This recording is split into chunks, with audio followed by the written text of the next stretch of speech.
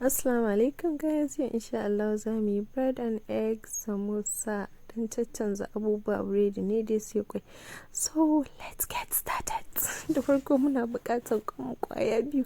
Ita ga dama za ki amfani da duk wanda kike so ko guda nawa kike so. So in a pan kuma na zo na zuba oil, sai na zo na zuba onions, tukunna na zo na zuba garlic. Dama ina da ɗan sauce ɗina na tarugu da tattasai, sai na zo na zuba kuma na yi spicing ɗin shi, na saka spices da kuma da komai. So bayan na jujjuya sai na zo na zuba kwai na, sai na zo na ɗan jujjuya. Za ki iya saka ɗan kaza ko ɗan mincemeat in kina da shi, ɗin da yake ƙayata abu da ya ƙara daɗi, amma ni dai almuhim shi ne kai amfani da kwai ɗin dai da biredi. So sai na zo na ɗan saka sai na saka ɗan leaves ɗina na time, kun gani yummy, yayi daɗi wayo Allah. So bayan nan na ɗauko albiredi malam burodi bread, na zo na ɗan yanyanke wannan brown ɗin gefe-gefen kamar yadda kuke gani, sai kuma na zo na ɗauko rolling pin ina, sai na zo na yi rolling ɗin shi sai ɗan yi flat. Mata mu rage ƙiuya, mu riƙa shiga kicin muna yi, in ba za mu yi ba mu koya ma yara.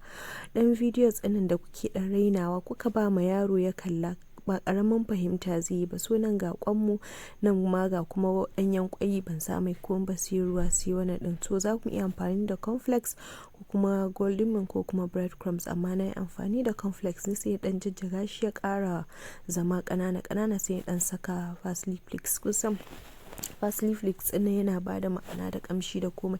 So sai ɗan dangwala ruwa, sai na yi naɗin samosa kamar yadda kuke gani, sai na zo na saka in juya in naɗe in ɗan shashafa ruwa.